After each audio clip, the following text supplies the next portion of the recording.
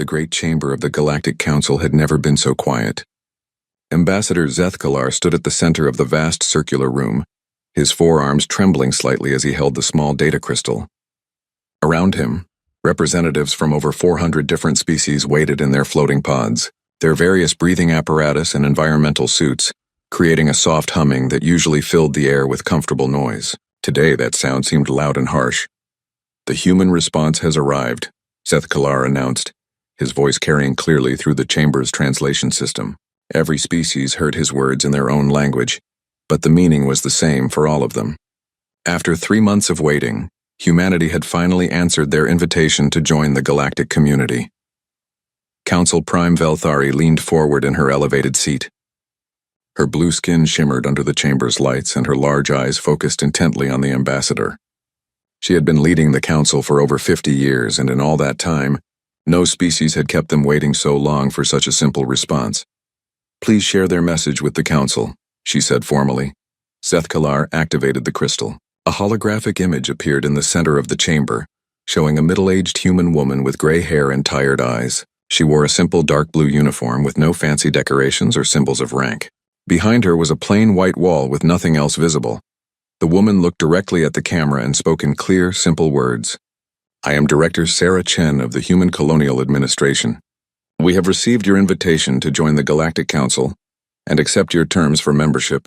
After careful consideration by our various governments and colonial councils, we must decline your offer. We appreciate your interest in establishing relations, but we prefer to handle our own affairs. We will continue to respect the space of other species and expect the same courtesy in return. Thank you for your time. Consider this our final word on the matter." The message ended. The hologram disappeared. The chamber remained silent for several long seconds. Then the noise began. Hundreds of different voices started talking at once in dozens of languages. The translation system struggled to keep up as shocked representatives demanded explanations, voiced outrage, and expressed disbelief.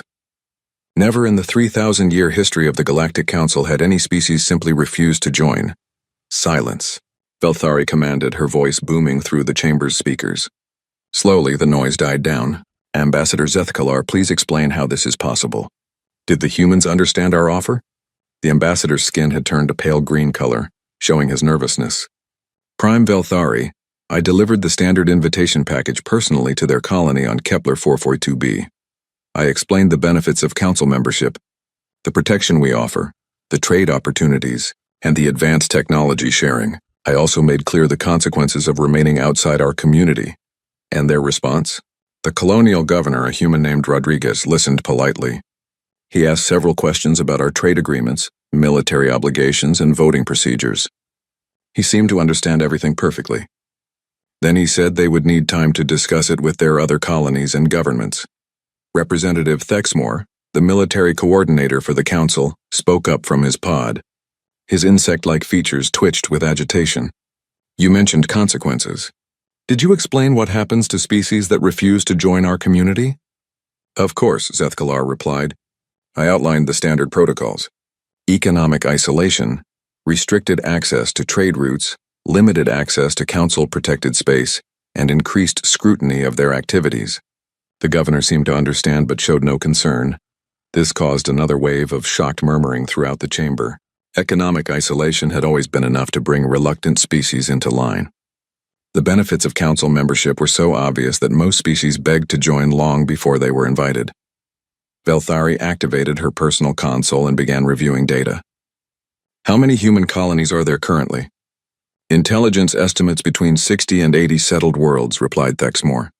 "They started expanding into space about 200 years ago, but their growth has been faster than expected for such a young species." "And their technology level?" "Primitive by our standards, but adequate for basic space travel. They use fusion drives, basic shielding, and simple weapons, nothing that should concern us militarily." "Then why," Velthari asked slowly, "do they think they can survive without our protection and trade benefits?" No one had an answer. Council Economic Advisor Rickstahl floated forward in his water-filled pod. His tentacles moved in patterns that the translation system interpreted as urgent concern.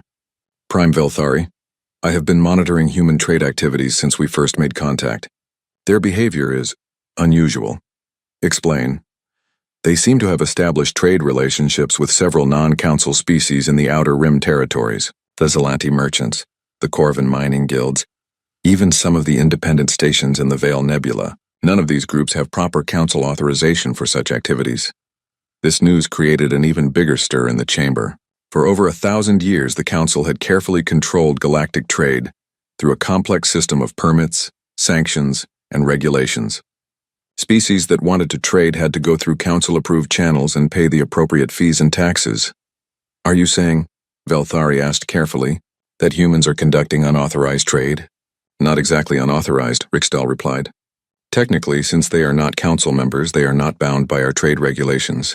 But the species they are trading with are violating their agreements with us. And what are they trading? This is where it becomes concerning. Human technology appears to be more advanced than our initial assessment suggested.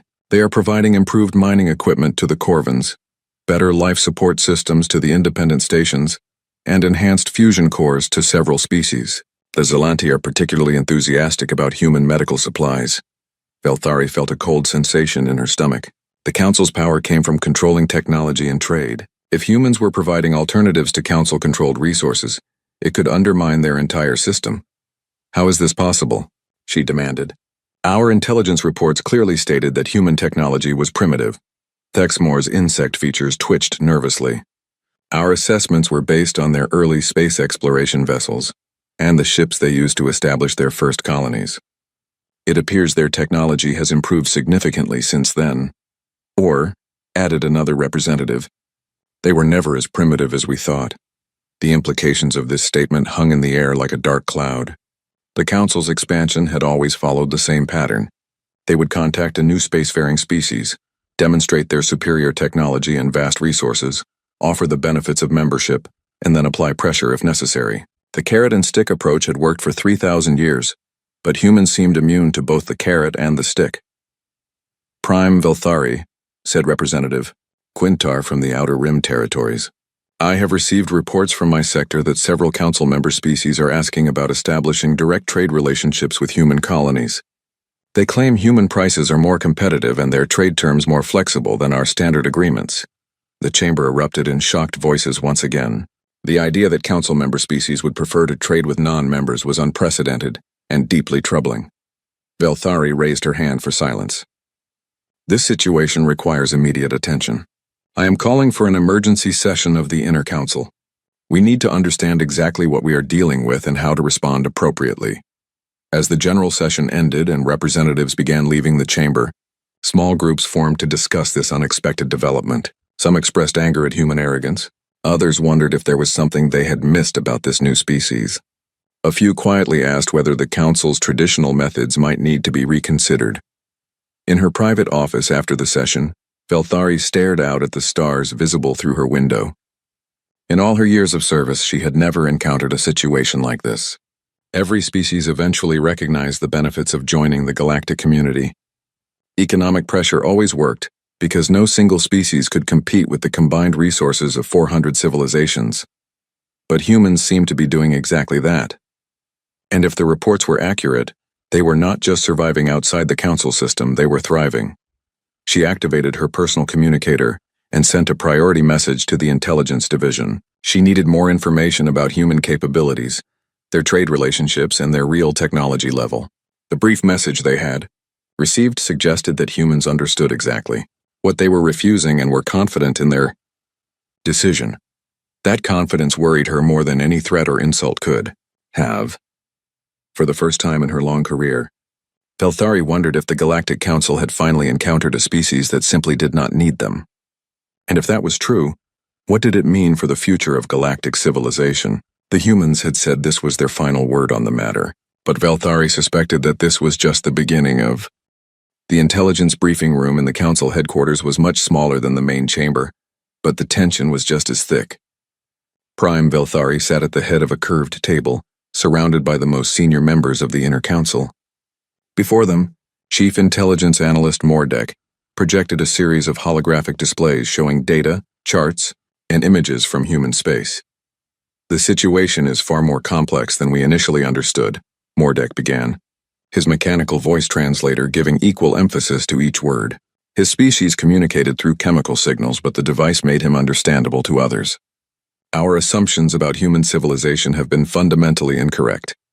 Military Coordinator Thexmore leaned forward, his compound eyes reflecting the blue light from the displays. Explain what you mean by fundamentally incorrect. Mordek activated a new display showing a three-dimensional map of human-controlled space. Red dots marked human colonies, while green lines showed trade routes and yellow indicators represented known military installations. First, their political structure. We have been operating under the assumption that humans have a unified government that we could negotiate with or pressure. This is false. Humans appear to operate under what they call a federal colonial system, with multiple independent governments working together loosely. Economic advisor Riksdal's tentacles moved in agitated patterns. How many governments are we talking about? At least 17 separate colonial administrations, 3 major corporate entities that function as governments, and several independent settlements that answer to no higher authority. Yet somehow they coordinate their activities when necessary. Velthari studied the display. This makes no sense. How can a species expand into space without centralized control? How do they manage resources, coordinate defense, or maintain order? That is precisely what makes them so difficult to understand, Mordek replied. They seem to thrive on what we would consider chaos. Each colony operates independently, making its own decisions about trade, defense, and expansion. But when faced with external threats or opportunities, they coordinate their responses quickly and effectively. The analyst activated another display showing human ship designs. Second, their technology. Our initial assessments were based on their early exploration vessels, which were indeed primitive by our standards. However, human technology appears to improve at an exponential rate rather than the steady progression we see in most species. Thexmore studied the ship schematics with growing concern. These designs violate several principles we consider fundamental. Look at this fusion drive configuration. It should not be possible to achieve those efficiency levels with their material science. Yet their ships regularly achieve performance that exceeds our theoretical models, Mordek confirmed. More concerning, their civilian vessels are heavily armed by galactic standards. What they call merchant ships carry weapons that would classify them as light cruisers in most council fleets. Representative Yulsen from the Science Division spoke up. Have we determined how they achieved these advances so quickly?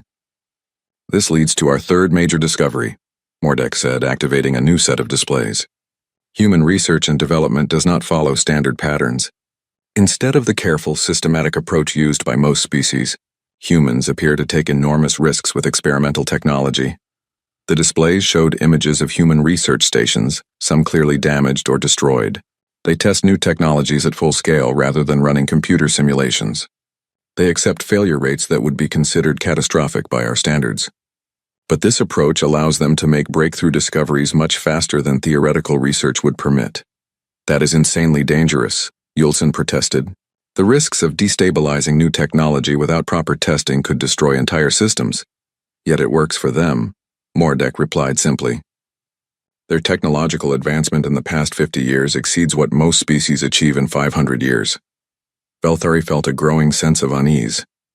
What about their social structure? How do they maintain stability with such a chaotic system? This is perhaps the most disturbing aspect of human civilization, Mordek said, his tone becoming even more flat and mechanical. They do not maintain stability in any sense that we understand. Human societies are in constant flux, with individuals changing roles, locations, and even fundamental beliefs throughout their lives. The analyst showed images of human cities and settlements. They have no rigid caste systems, no hereditary leadership positions, and no fixed social hierarchies. Individuals can rise from the lowest positions to leadership roles based on ability, luck, or simply personal ambition. This should result in chaos and conflict, but it does not? Velthari asked. Surprisingly, no. While humans do have conflicts and disagreements, they seem capable of resolving them without destroying their social structures. They adapt rather than break. Economic advisor Riksdal's tentacles moved in what the translation system interpreted as deep confusion. This contradicts everything we know about stable civilization. How do they maintain order without clear hierarchies? They use what they call democratic processes, combined with individual initiative, Mordek explained. Instead of having decisions made by qualified authorities, they often vote on important matters or allow individuals to make choices based on local conditions. The silence in the room was profound. Every council member species had evolved sophisticated social hierarchies that provided stability and order. The idea of allowing unqualified individuals to make important decisions was terrifying to them. Thexmore broke the silence. What about their military capabilities? Surely they cannot coordinate effective defense without proper command structures. Mordek activated displays showing human defensive installations and fleet movements. Their military follows the same chaotic patterns as the rest of their society. Individual commanders have enormous freedom to make tactical decisions. Their strategies change constantly based on local conditions rather than following established doctrine. That should make them easy to defeat, Thexmore said, but his tone suggested doubt. Theory would suggest that, yes. However, our intelligence-gathering efforts have encountered unexpected difficulties. Velthari raised an eyebrow. What kind of difficulties? Human societies are extremely difficult to infiltrate or analyze using standard methods. Our agents are trained to navigate complex political hierarchies, understand formal power structures, and identify key decision-makers. Human societies have none of these features in recognizable forms. The analyst showed images of bustling human settlements. Power and influence shift constantly among individuals based on circumstances rather than fixed positions. Important decisions might be made by someone we would consider low-ranking, while official leaders often defer to others with relevant expertise. Our agents find themselves lost in a web of informal relationships, temporary alliances, and constantly changing responsibilities. Several have reported complete mission failure because they could not identify who actually held authority in various situations. Representative Quintar from the Outer Rim spoke up. What about economic pressure? Have the trade sanctions had any effect? Rickstill answered this question directly. The trade sanctions have been completely ineffective. In fact, human trade activity has increased since we implemented them. How is that possible? They have established alternative trade networks with non-council species and independent groups. More troubling, several council member species have been quietly establishing direct trade relationships with human colonies, bypassing our standard commercial regulations. Velthari felt a chill. Which species? The Zelanti Merchants Guild was first, attracted by human medical technology that appears to be more effective than council standard treatments. The Corvin Mining Consortium followed, seeking human industrial equipment. Several Outer Rim colonies have begun trading raw materials for human manufactured goods, and they prefer human trade to council trade because human trade terms are simpler, more flexible, and often more profitable for our member species. They do not require the extensive documentation, approval processes, and fee structures that our system demands. The room fell silent again as the implications sank in. The Council's control over galactic trade was based on the assumption that they offered the only viable alternative to primitive local economies. If humans could provide competitive goods and services without the bureaucratic overhead, it threatened the entire foundation of Council power. Velthari stood and walked to the window overlooking the Council complex. The massive structures represented thousands of years of careful development and expansion. Every building, every system, every procedure was designed to maintain the stability and order that kept galactic civilization functioning. But humans seem to achieve the same results through methods that should not work. They expanded without central planning, developed technology without proper oversight, and maintained order without stable hierarchies. It was like watching someone build a house by throwing materials into the air and having them land in perfect formation. What is your assessment? She asked without turning around. Of the long-term implications of human expansion? Mordek paused before answering. If current trends continue, human influence will spread throughout the Out. The emergency session of the Inner Council had been going for 6 hours, and tempers were starting to show. Prime Velthari watched as her most trusted advisors argued over the human problem with increasing frustration. Outside the conference room windows, the lights of the council complex twinkled in the artificial night cycle. But inside, the mood was anything but peaceful. We have been talking in circles, Military Coordinator Thexmore declared, his insect features clicking with agitation. The humans have rejected our authority and are undermining our influence. This requires a military response. Economic Advisor Rickstall's tentacles writhed in disagreement. Military action without clear provocation would damage our reputation with member species. Many already question the necessity of our trade regulations. Our reputation will not matter if the entire Outer Rim declares independence. Thexmore shot back. The humans have shown that council membership is optional, If we do not act decisively, others will follow their example.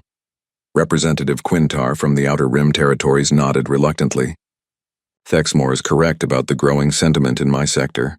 3 more species have formally requested reviews of their trade agreements in the past month. They cite human trade terms as more favorable alternatives. Belthari had heard enough debate. The situation was deteriorating faster than anyone had predicted. Human influence was spreading not through conquest or aggression, but through simple economic competition and technological innovation.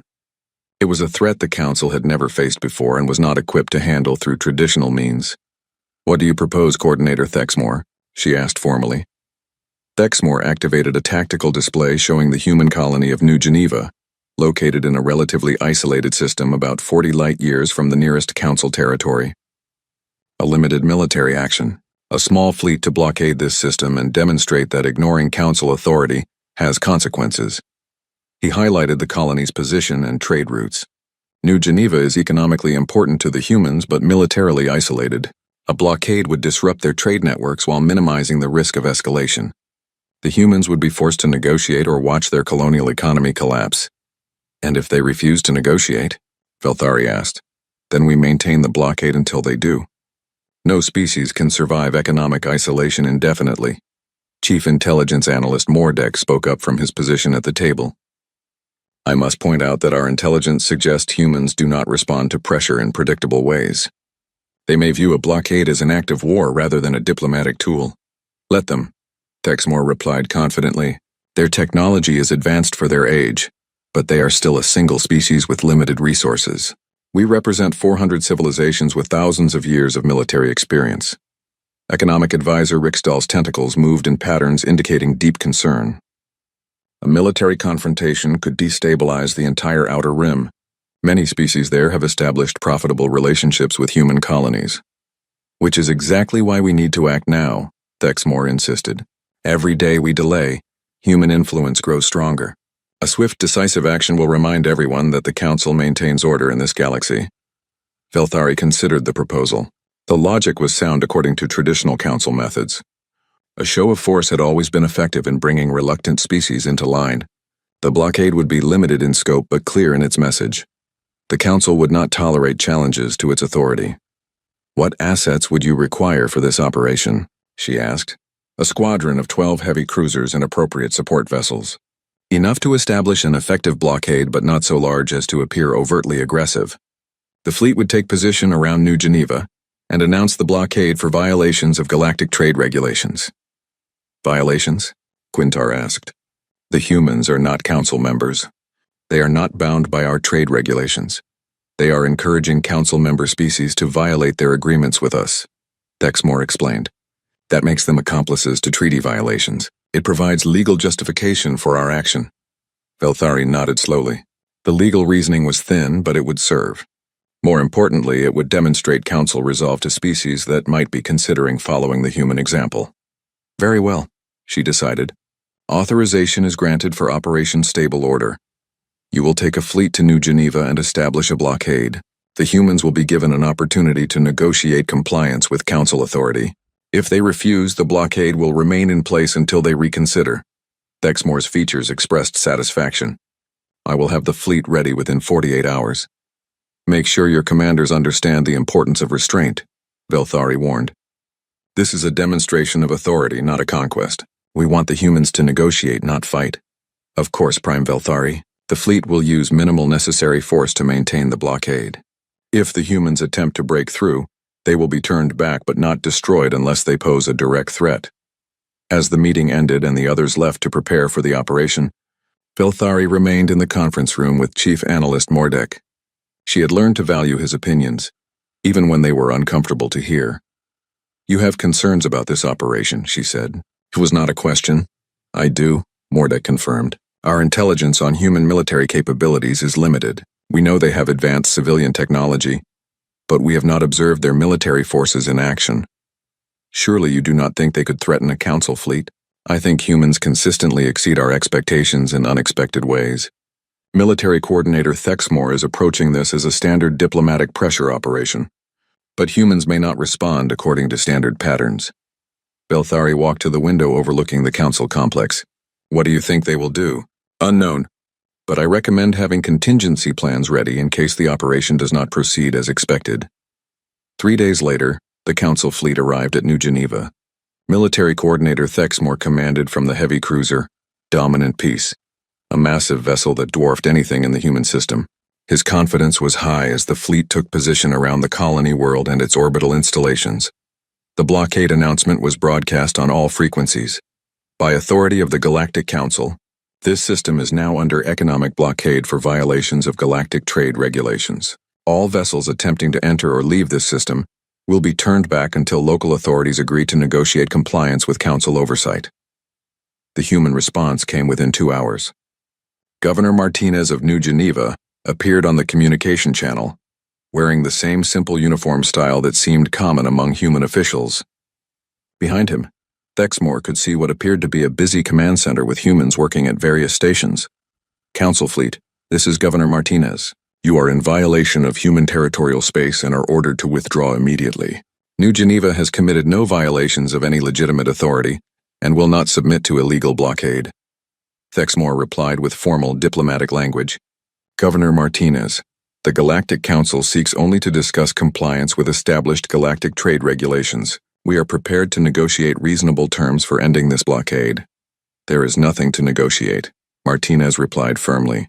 Human colonies operate under human law and human space. We do not recognize Council authority over our internal affairs. You have 1 hour to withdraw your fleet before we consider this an act of war. The transmission ended. Thexmore stared at the blank screen with growing irritation. The human governor had shown no concern about facing a fleet that could destroy his entire colony. Either he was bluffing, or humans were even more stubborn than intelligence reports suggested. Maintain blockade positions, he ordered his fleet. Monitor all vessels attempting to enter or leave the system. The first test came 6 hours later, when a human cargo ship approached from the outer system. The vessel appeared to be a standard merchant freighter, but as it closed with the blockade line, Thexmore noticed it was moving faster than civilian ships should be capable of. Unidentified cargo vessel. You are ordered to halt and prepare for inspection, the Council fleet transmitted. The human ship's response was immediate and unexpected. Instead of stopping or turning away, it accelerated directly toward the blockade line while broadcasting a simple message. Human vessel determination, exercising right of free passage in human space. Stand aside. Thexmore watched in disbelief as the cargo ship approached his heavy cruiser at attack speed. Warning shots, he ordered. Turn that vessel around. The Council ships fired energy beams designed to disable the cargo ship's engines, but instead of stopping, the human vessel somehow absorbed or deflected the shots while continuing its course. Worse, it was now broadcasting a new message that reached far beyond the immediate area. This is Captain Rodriguez of the merchant vessel Determination. We are under attack by Council forces in human territorial space. All human vessels are advised that the Galactic Council has declared war on humanity through unprovoked military action. War? Thexmore exclaimed. We fired warning shots at a blockade RR rim territories within. The news of the disaster at New Geneva spread through the galaxy faster than the Council could control it.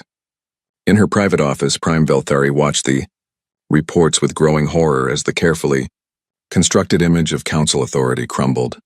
Before her eyes, the tactical display showed the aftermath of what military historians would later call the 8-hour war. Military Coordinator. Thexmore's fleet had been completely outmatched by human forces that seemed to appear from nowhere. 12 heavy cruisers, the pride of the Council Navy, had been reduced to drifting hulks within hours of the first human counterattack. How many survivors? Velthari asked quietly. Chief Medical Officer Yulhan checked his reports. Approximately 60% of the fleet personnel. The humans stopped their attack once our ships were disabled and actually provided medical assistance to damaged vessels. They helped our wounded? Yes, Prime Velthari. Human medical ships arrived on scene within hours and offered aid to any Council personnel who required it.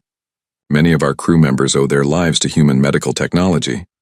Velthari stared at the tactical display, trying to understand what had happened. The humans had destroyed a Council fleet, then immediately provided humanitarian assistance to the survivors. It was not the behavior of the aggressive conquering species, but it was also not the behavior of a species that could be intimidated or controlled. What about Coordinator Thexmore? Alive but in human custody.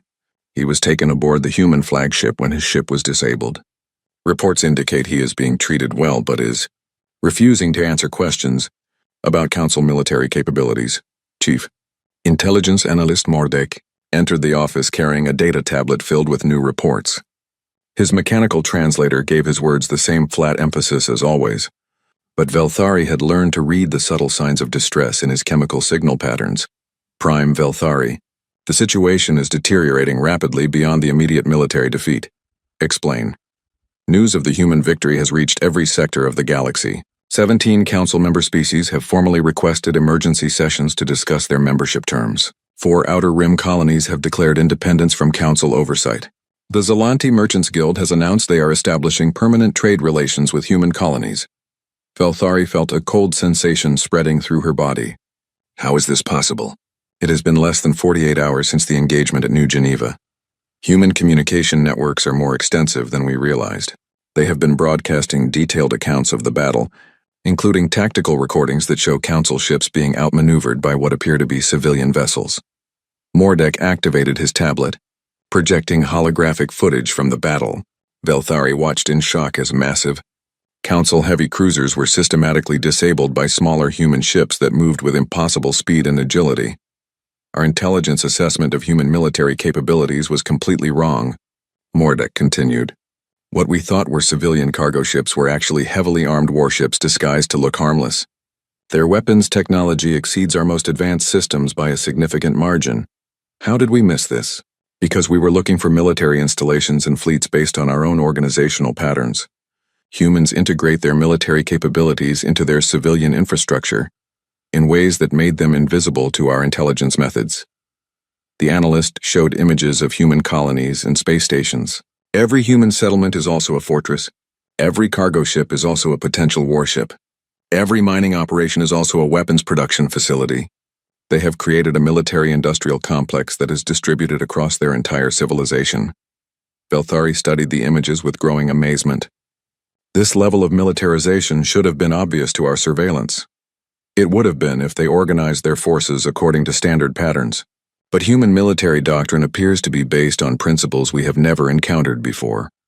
Representative Quintar from the Outer Rim territories arrived carrying reports from his sector. His expression showed the strain of the past 2 days as he approached Velthari's desk. Prime Velthari, I have urgent reports from 12 systems in my sector. The situation is becoming critical. What kind of reports? Independence movements are spreading faster than we can respond to them. The Corvin Mining Consortium has announced they are withdrawing from Council oversight and establishing direct relationships with human colonies. 3 agricultural worlds have declared themselves neutral territories outside Council jurisdiction. Even some of our most loyal member species are questioning the effectiveness of Council protection. Velthari activated her personal display showing the galactic political map.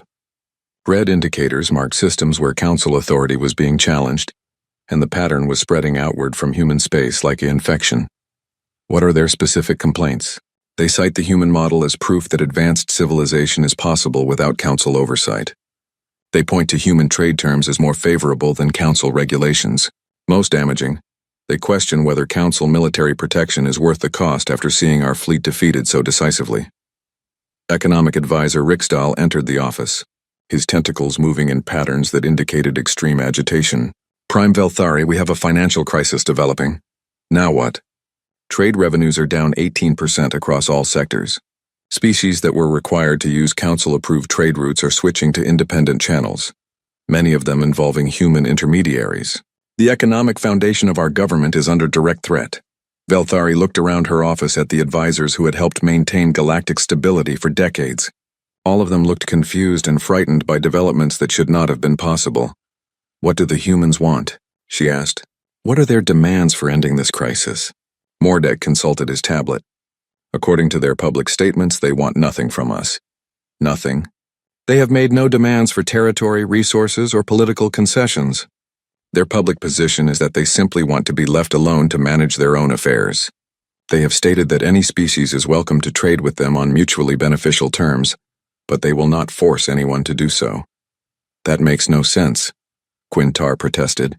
If they wanted independence, why did they mobilize such a massive military response? Why are they encouraging rebellion in Council territories?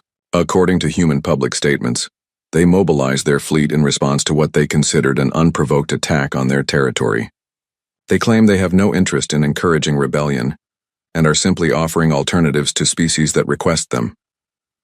Velthari walked to her window overlooking the council complex. The massive structures had been built to impress visitors with the power and stability of galactic civilization. Now they seemed like monuments to an outdated way of thinking. Have the humans made any attempt to contact us since the battle? Several, Mordek replied. They have offered to return Coordinator Thexmore and the other prisoners unconditionally. They have also offered medical assistance to any council personnel who were injured in the engagement.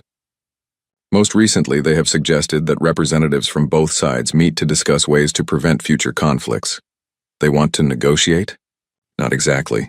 They are offering to discuss practical matters like prisoner exchange, medical assistance, and avoiding accidental conflicts. But they have made it clear that they will not negotiate about council authority over human affairs. Velthari considered this information. The humans were offering to treat the council as equals rather than superior authorities. It was not submission, but it was not hostility either. They seemed genuinely interested in avoiding conflict while maintaining their independence. What do our military advisors recommend? That depends on which advisors you ask, Mordek replied carefully. Some recommend immediate mobilization of our full fleet for a massive assault on human space. Others suggest that such an action would be extremely costly and might provoke even stronger responses from human forces. And the political advisors? They are divided between those who want to maintain council authority at all costs and those who think we need to adapt to the new situation. Representative Quintar spoke up. Prime Velthari, I have been in contact with several of the Outer Rim governments that are considering independence. Many of them have indicated they would be willing to remain in the council if we reformed our trade policies and military requirements. Reformed how? More flexible trade agreements, reduced oversight requirements, and greater autonomy for member species. Basically, they want the benefits of council membership without the restrictions. Economic advisor Rixidal's tentacles moved in patterns indicating deep thought. Such reforms would fundamentally change the nature of the council. We would become a voluntary association rather than a governing authority. Is that necessarily bad? Quintar asked. The human model seems to work effectively with voluntary cooperation. The human model works for humans, Rixidal replied. We do not know if it would work for other species. Velthari turned back to face her advisors. What would happen if we attempted to negotiate with the humans as equals rather than as subjects? The question hung in the air for several long moments. Finally, Mordek answered, Unknown. No council leader has ever attempted 6 months after the Battle of New Geneva. Prime Velthari stood in the same chamber where the human message had first been delivered. But everything had changed. The vast circular room that once held representatives from over 400 species now contained barely half that number. Empty floating pods marked the absence of worlds that had declared independence or simply stopped participating in council sessions. The remaining representatives whispered among themselves in small groups, their conversations filled with uncertainty about the future. The translation system still hummed softly, but the comfortable sounds of galactic cooperation had been replaced by the nervous energy of a civilization in transition. The quarterly reports, Chief Economic Advisor Rixdal announced, his tentacles moving in patterns that had become familiar over the past months. Every report brought more evidence that the old order was crumbling. Trade revenues are down 62% from the same period last year, he continued. 47 star systems have formally withdrawn from council trade agreements. Independent trade networks now handle approximately 30% of all galactic commerce, most of it coordinated through human intermediaries. Representative Quintar, now speaking for what remained of the Outer Rim territories, added his own sobering statistics. 12 more systems have declared independence this month. 3 have applied to join the Human Colonial Cooperative, and 6 have established direct defense agreements with human forces. The Human Colonial Cooperative had emerged as an alternative to council membership, offering the benefits of interstellar coordination without the requirements of political submission. Any species could join simply by agreeing to principles of voluntary cooperation and mutual defense. No fees, no complex bureaucracy, no surrender of sovereignty. It was everything the council was not, and it was growing rapidly. Chief Intelligence Analyst Mordek activated displays showing the current political map of the galaxy. The solid blue areas representing council-controlled space had shrunk dramatically. replaced by a patchwork of independent systems, cooperative territories, and neutral zones. The rate of change continues to accelerate, he reported. Human influence now extends across 40% of the galaxy, not through conquest but through voluntary association and economic partnership. Prime Velthari studied the displays with a mixture of amazement and resignation. The humans had kept their word about not forcing anyone to join their alternative system. They simply offered better terms than the Council and let species choose for themselves. Most chose the human model. What about our core territories? She asked. Stable but under increasing pressure, Mordek replied. Many of our oldest member species are requesting discussions about reforming their membership agreements. They want to remain in the Council but with greater autonomy and more favorable trade terms. Similar to what the humans offer? Yes, the irony was not lost on anyone in the chamber. The Council was being forced to reform itself to compete with a species that had refused to join their system in the first place. Economic advisor Riksdahl activated new displays showing trade flow patterns. The economic implications are clear. Species that have adopted the human cooperative model show increased prosperity, technological advancement, and political stability. Our remaining member species are demanding to know why Council membership cannot provide the same benefits. Representative Yulson from the Science Division spoke up. Our technology advancement has also slowed significantly. Human research sharing agreements have accelerated. Scientific progress in cooperative territories, beyond anything we can match. Through our traditional methods because they share research freely instead of controlling it through licensing agreements, Quintar added. Innovation happens faster when scientists can collaborate without bureaucratic oversight. Velthari had heard similar reports for months. The human approach of open cooperation consistently outperformed the Council's system of controlled hierarchy. It was a lesson that challenged everything she had believed about effective governance. Has there been any word from the delegation? She asked. 3 months earlier, she had authorized a diplomatic mission to human space, not to negotiate Council authority over human affairs, but to discuss practical matters of coexistence and to understand how their system actually worked. Ambassador Zeth Kalar reports that the discussions have been productive, Mordek replied. The humans have been remarkably open about sharing information regarding their governmental and economic structures. And their system is even more complex and chaotic than we originally thought. But it works because they have developed social and technological mechanisms for managing that complexity. The analyst showed displays of human governmental structures. They do not have a single decision-making authority because they do not need one. Most decisions are made at local levels by people who understand local conditions. Coordination happens through voluntary communication networks and mutual agreements. It should not work, Representative Yulson protested. Complex decisions require expertise and careful analysis. The humans achieve that through what they call distributed expertise, Mordek explained. Instead of centralizing all knowledge in a single authority, they distribute decision-making to people with relevant knowledge and experience. And this is more effective than our system? According to their results, yes. Human colonies adapt quickly to changing conditions, innovate constantly, and maintain high levels of productivity and satisfaction. Velthari considered this information. What does Ambassador Zethkalar recommend? He suggests that we consider fundamental reforms to Council structure and operations, not to copy the human system, but to incorporate principles that have proven effective, such as greater autonomy for member species, voluntary rather than mandatory participation in Council programs, open trade policies, and shared rather than controlled technology development.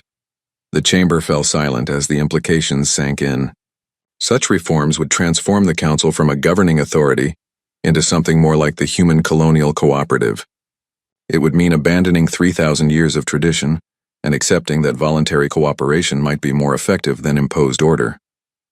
Representative Quintar broke the silence.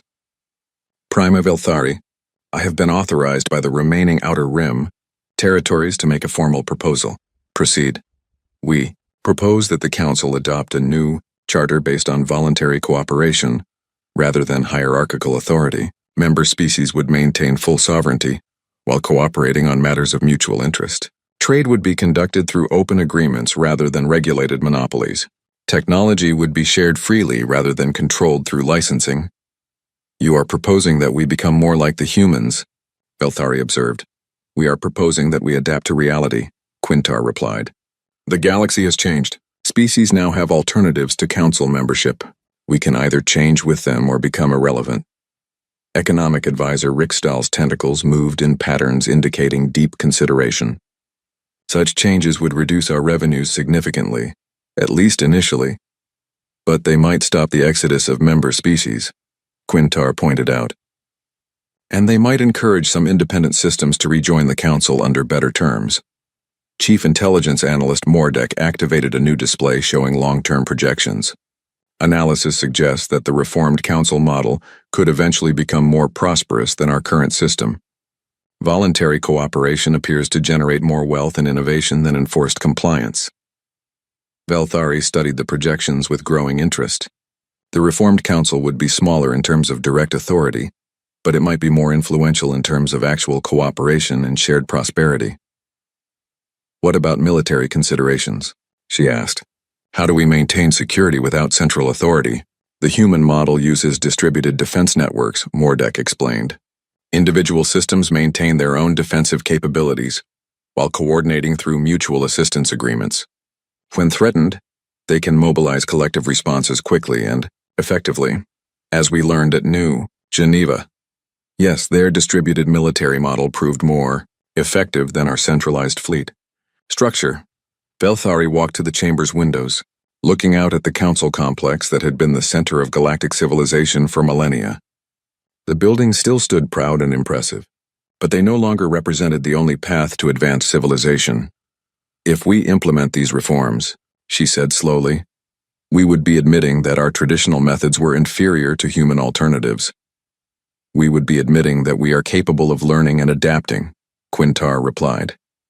The humans have shown us a better way. It would be foolish to ignore their lessons because of pride.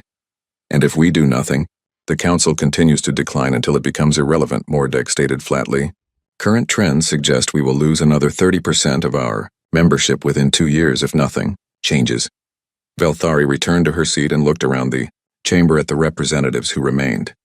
They represented species that had built galactic civilization through centuries of careful cooperation and mutual support.